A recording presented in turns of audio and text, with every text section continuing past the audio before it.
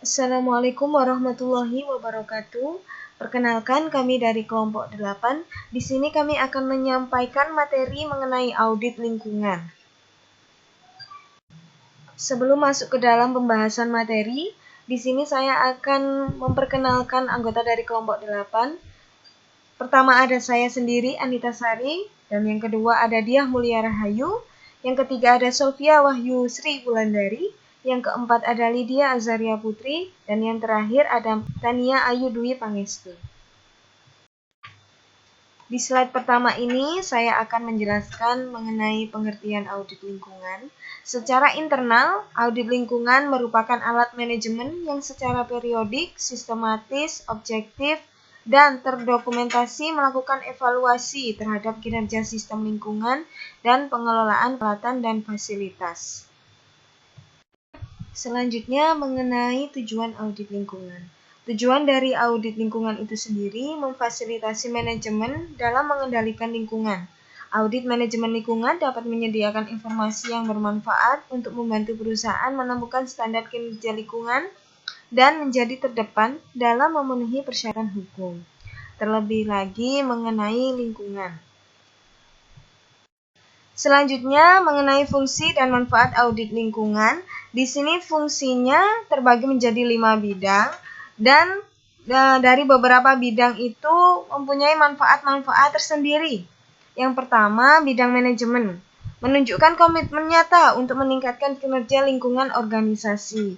Yang kedua, sebagai dasar pengembangan kebijakan manajemen lingkungan.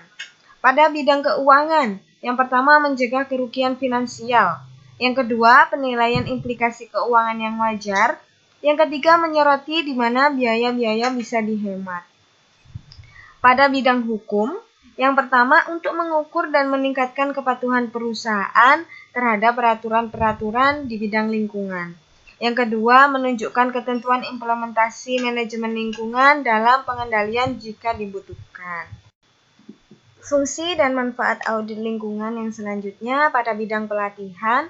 Yang pertama, untuk memfasilitasi praktek lingkungan terbaik serta meningkatkan kesadaran staf dan manajemen perusahaan mengenai kebijakan dan tanggung jawab lingkungan.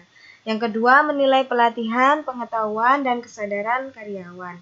Pada bidang pelaporan, yang pertama, menyajikan laporan audit lingkungan untuk digunakan oleh aktivitas atau perusahaan berhubungan dengan komunitas lingkungan, pemerintah, dan media massa.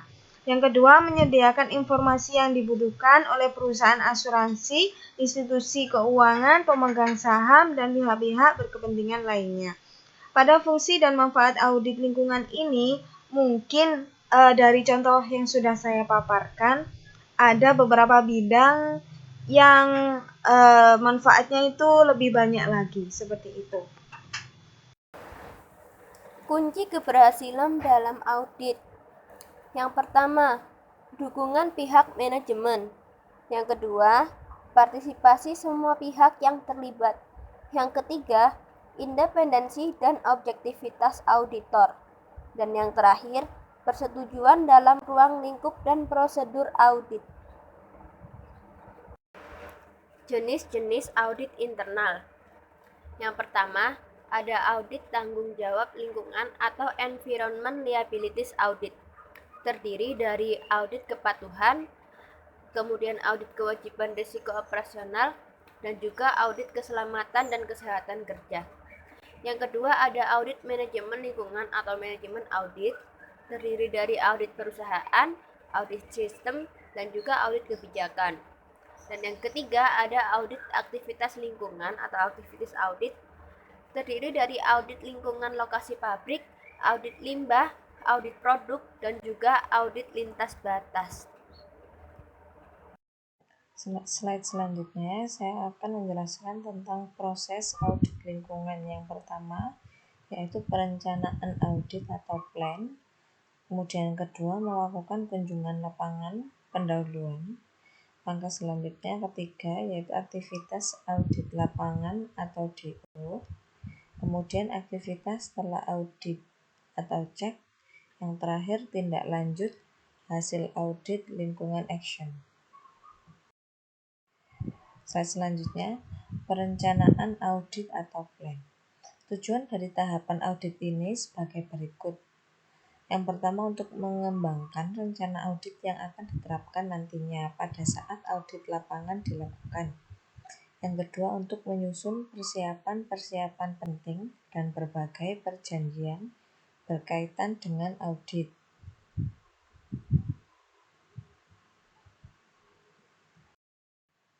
Selanjutnya kita membahas tentang pengembangan rencana audit atau plan.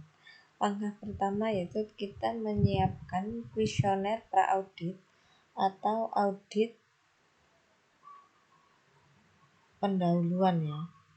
Kuesioner pendahuluan disiapkan untuk mendapatkan informasi awal dari objek audit, yaitu permasalahan penting yang digali. Melalui kuesioner ini dalam audit pendahuluan mencakup yang pertama, manajemen lingkungan secara keseluruhan, kedua, kebijakan pengadaan atau procurement, ketiga, pengelolaan energi, keempat, pengelolaan bahan baku, kelima, pengelolaan air dan limbahnya, keenam, pengelolaan limbah.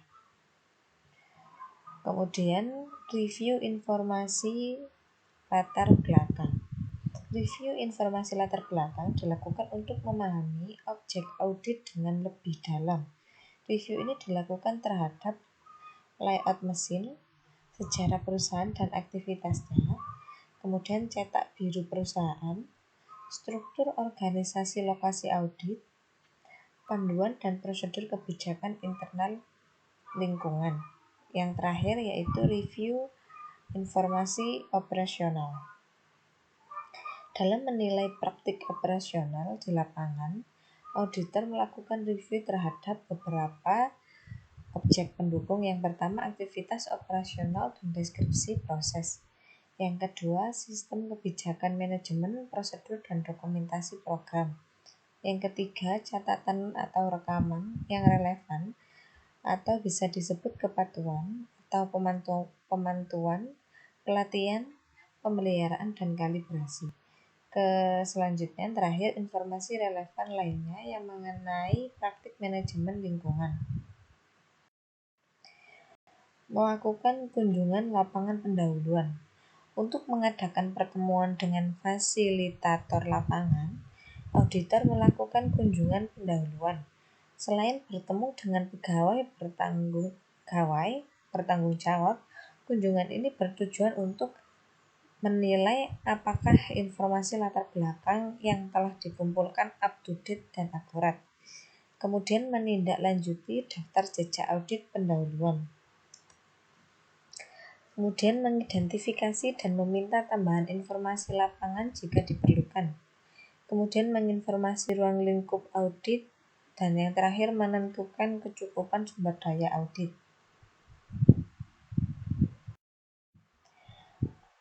Aktivitas audit lapangan atau DO.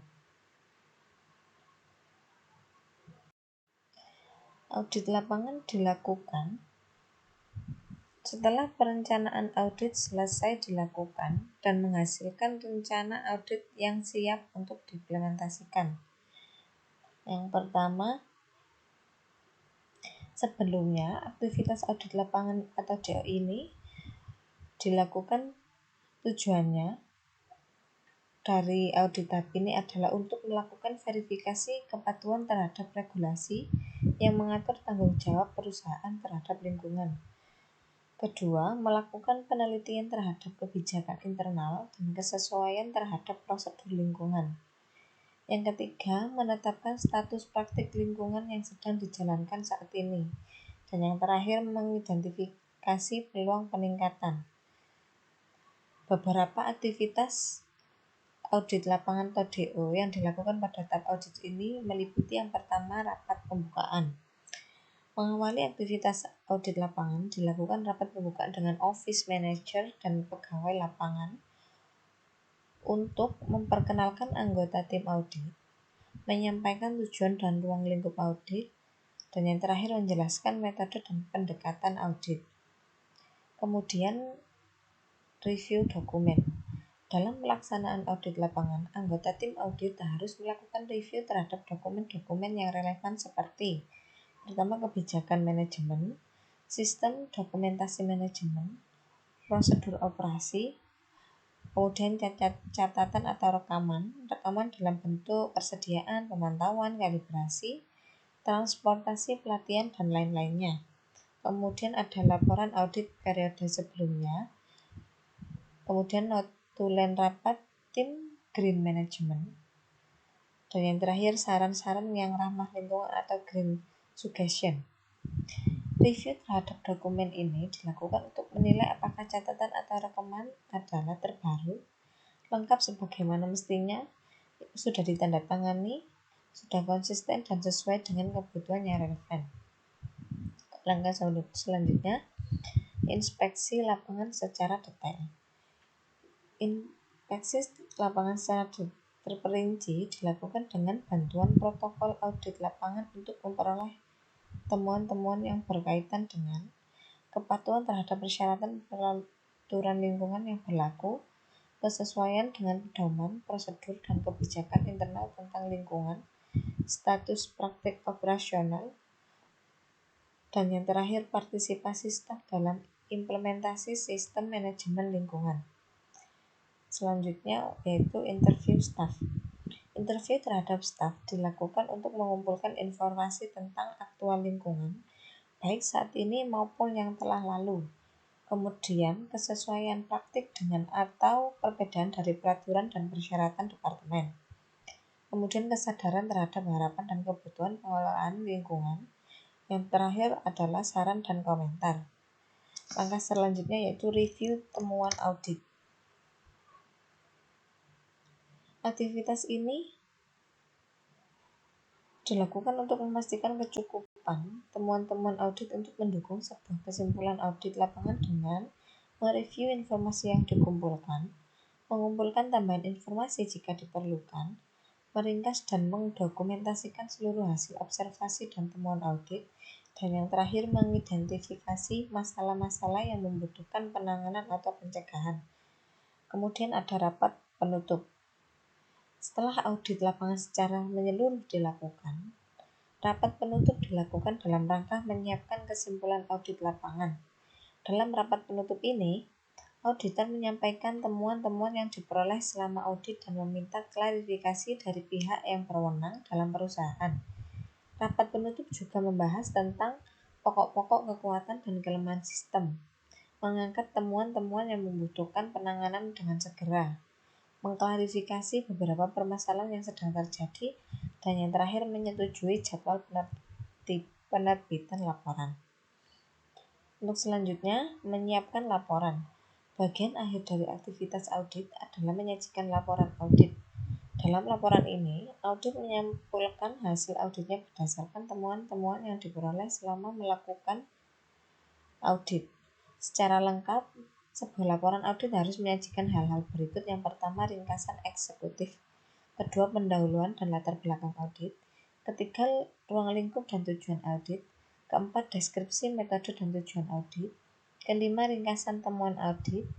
Keenam, kesimpulan dan rekomendasi. Kemudian ada penyampaian draft laporan audit untuk dikomentari. Setelah draft atau audit dibuat, audit menyampaikan draft tersebut untuk mendapatkan tanggapan dari pihak manajemen. Dan yang terakhir ada pelaporan final. Setelah semua tanggapan yang berkaitan dengan draft laporan diterima, auditor menyusun laporan final atas lingkungan yang dilakukan. Dalam pembuatan laporan final, auditor harus menggabungkan sebuah komentar yang diterima sebelum menerbitkan laporan final. Kemudian meminta persetujuan kepada komite manajemen, audit, dan senior manajemen lapangan. Selanjutnya yaitu aktivitas setelah audit cek. Yang pertama, mengembangkan rencana tindakan atau action plan.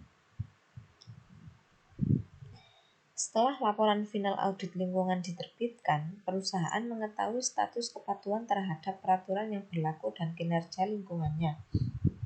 Dalam laporan audit tersebut, auditor menyertakan rekomendasi dan tindakan-tindakan perbaikan yang harus dilakukan tanggung jawab untuk menindaklanjuti rekomendasi perbaikan ada pada manajemen.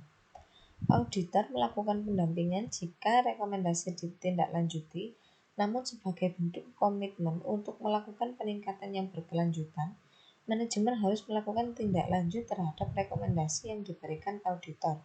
Tindak lanjut hasil audit mencakup beberapa aktivitas. Suatu rencana tindakan atau action plan harus mencakup hal-hal berikut ini. Tindakan-tindakan khususnya yang dibutuhkan, pihak-pihak yang bertanggung jawab, alokasi anggaran, dan program implementasi.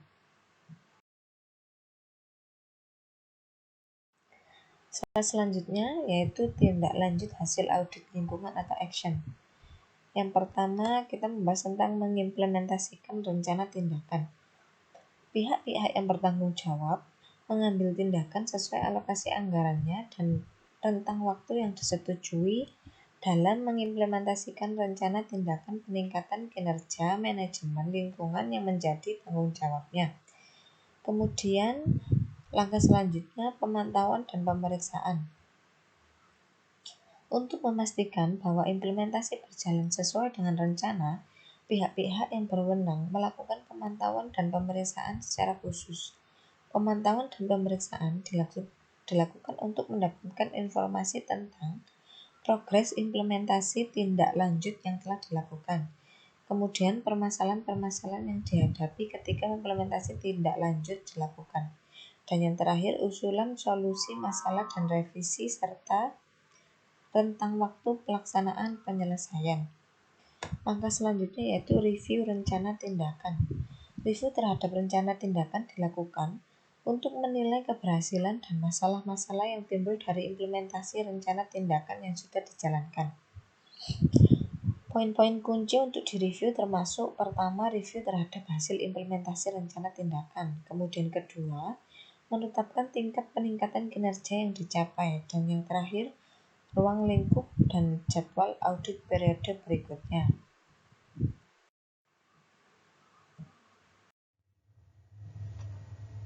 Sistem manajemen lingkungan. Pengertian sistem manajemen lingkungan menurut ISO 14001 tahun 2004 merupakan suatu sistem manajemen pengelolaan lingkungan yang telah diakui secara internasional dengan sertifikat yang dikeluarkan oleh Badan Sertifikat di bawah koordinasi organisasi standar nasional atau ISO. Sistem manajemen lingkungan atau Environment Management System atau EMS adalah bagian dari keseluruhan sistem manajemen yang meliputi struktur organisasi, rencana kegiatan, tanggung jawab, pelatihan atau praktek, prosedur, proses, dan sumber daya untuk pengembangan, penerapan, evaluasi, dan pemeliharaan kebijakan lingkungan. Persyaratan sistem manajemen lingkungan. Persyaratan umum. Persyaratan SML berdasarkan proses siklus yang dinamis dari merencanakan, menerapkan, memeriksa, dan mengkaji. Yang kedua, membuat kebijakan lingkungan yang memadai bagi organisasi, mengidentifikasi aspek lingkungan yang timbul dari kegiatan produksi atau jasa dari organisasi di masa lalu, sekarang, dan yang akan datang yang direncanakan untuk menentukan dampak penting terhadap lingkungan. Selanjutnya, mengidentifikasi persyaratan perundang-undangan dan peraturan yang relevan, mengidentifikasi prioritas dan menentukan tujuan dan sasaran lingkungan yang sesuai, membuat struktur dan program untuk menerapkan kebijakan dalam mencapai tujuan dan sasaran, memudahkan kegiatan perencanaan, pengendalian, pemantauan, tindakan koreksi, audit, dan pengkajian untuk menjamin kebijakan dipenuhi dan SML tetap sesuai. Yang terakhir yaitu mampu menyesuaikan terhadap perubahan situasi. Kebijakan lingkungan.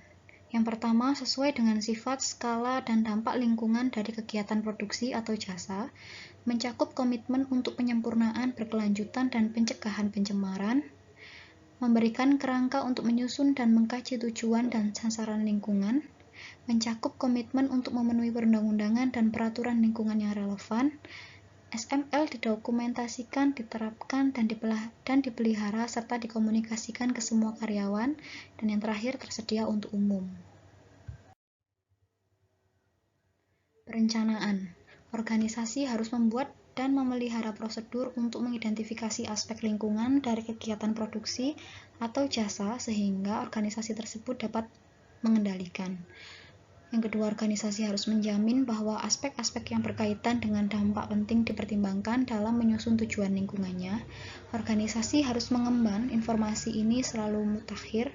Dan yang terakhir, organisasi harus membuat dan memelihara prosedur untuk mengidentifikasi dan mengakses ke persyaratan perundangan dan persyaratan lainnya yang biasa diacu oleh organisasi yang berlaku untuk aspek lingkungan kegiatan produksi atau jasa. Di sini, saya akan menjelaskan mengenai penerapan dan operasi. Yang pertama ada sumber daya, peran, tanggung jawab, dan kewenangan. Yang kedua ada kompetensi, pelatihan, dan kesadaran. Yang ketiga ada komunikasi. Yang keempat ada dokumentasi. Yang kelima ada pengendalian dokumen. Yang keenam ada pengendalian operasional. Yang ketujuh ada kesiagaan dan tanggap darurat. Yang kedelapan ada pemeriksaan. Dan yang kesembilan ada tinjauan manajemen. Sumber daya, peran, tanggung jawab, dan kewenangan. Di sini keberhasilan penerapan sistem memerlukan keterkaitan semua pihak yang terlibat. Manajemen puncak atau pimpinan harus menunjuk satu orang atau lebih wakil manajemen tertentu yang harus mempunyai peran, tanggung jawab, dan kewenangan yang telah ditetapkan untuk yang pertama, memastikan bahwa sistem manajemen ditetapkan, diterapkan, atau dipelihara sesuai dengan persyaratan standar yang berlaku. Dan yang kedua, melapor pada manajemen puncak mengenai kinerja sistem manajemen lingkungan untuk kajian termasuk rekomendasi perbaikan. Kompetensi, pelatihan, dan kesadaran. Di sini perusahaan harus menetapkan, menerapkan, dan memelihara prosedur untuk memastikan orang yang bekerja untuk atau atas nama perusahaan memahami tentang yang pertama, pentingnya kesesuaian dengan kebijakan lingkungan. Yang kedua, aspek penting lingkungan dan dampak yang nyata. Yang ketiga, peran dan tanggung jawab mereka dalam mencapai pemenuhan persyaratan sistem manajemen lingkungan. Dan yang keempat adalah akibat yang mungkin terjadi apabila prosedur tersebut tidak dilaksanakan. Komunikasi. Berkaitan dengan aspek lingkungan dan sistem manajemen lingkungan, perusahaan harus menetapkan, menerapkan, dan memelihara prosedur untuk yang pertama, komunikasi internal antara tingkatan dan fungsi yang beragam dalam perusahaan. Yang kedua, menerima, mendokumentasikan, dan menanggapi komunikasi yang terkait dari pihak eksternal yang berkepentingan. Dokumentasi. Dokumentasi sistem manajemen lingkungan harus mencakup kebijakan, tujuan, dan sasaran, lalu penjelasan lingkup sistem manajemen lingkungan, lalu penjelasan unsur-unsur utama sistem manajemen lingkungan dan keterkaitannya, dan yang terakhir dokumen yang dipersyaratkan dalam sistem manajemen lingkungan. Pengendalian dokumen. Dokumen yang diperlukan dalam pengendalian sistem manajemen lingkungan harus dikendalikan. Dikendalikan di sini dalam artian seperti diarsipkan dan ditata sesuai dengan urutan dokumennya. Lalu, pengendalian dokumen harus sesuai dengan standar dalam sistem manajemen lingkungan yang berlaku dalam perusahaan. Pengendalian operasional. Perusahaan harus mengidentifikasi dan merencanakan operasi yang terkait dengan aspek lingkungan. Perusahaan pun harus mengevaluasi operasinya yang terkait dengan aspek lingkungan dan memastikan cara pengendaliannya untuk mengurangi dampak negatif untuk lingkungan. Kesiagaan dan tanggap darurat. Perusahaan harus melakukan tindakan terhadap situasi darurat dan kecelakaan yang terjadi serta mengatasi dampak lingkungan negatif yang ditimbulkan, khususnya kecelakaan dan situasi darurat. Pemeriksaan. Langkah pertama yaitu pemantauan dan pengukuran. Dengan adanya pemantauan dan pengukuran, maka dampak yang disebabkan dalam sistem manajemen lingkungan dapat dinetralisirkan. Lalu langkah kedua yaitu evaluasi penataan yang berfungsi untuk mengevaluasi jalannya sistem pengendalian lingkungan. Apabila terjadi kekurangan dengan adanya peraturan berlaku, maka dapat ditata kembali dengan adanya evaluasi. Lalu langkah ketiga adalah ketidaksesuaian tindakan perbaikan dan tindakan pencegahan. Apabila terjadi ketidaksesuaian dalam sistem pengendalian lingkungan, maka perusahaan akan melakukan tindakan perbaikan dan tindakan pencegahan agar tidak terjadi hal negatif di kemudian hari. Lalu langkah keempat adalah pengendalian rekaman untuk pengidentifikasian, penyimpanan, perlindungan, pengambilan, penahanan, dan pembuangan rekaman yang berhubungan dengan sistem pengendalian lingkungan. Lalu langkah kelima adalah audit internal. Audit ini dilakukan dengan adanya auditor dari dalam perusahaan maupun auditor dari eksternal perusahaan. Audit dilakukan untuk kesesuaian dengan aturan dalam sistem pengendalian lingkungan. Tinjauan manajemen. Tindakan harus termasuk mengkaji kesempatan untuk perbaikan dan keperluan untuk melakukan perubahan termasuk kebijakan lingkungan, tujuan dan sasaran lingkungan apabila dalam sistem pengendalian lingkungan masih terdapat banyak kekurangan ataupun hal-hal yang perlu diperbaiki. Baik, sekian presentasi dari kelompok 8. Mohon maaf apabila ada kesalahan dalam penulisan.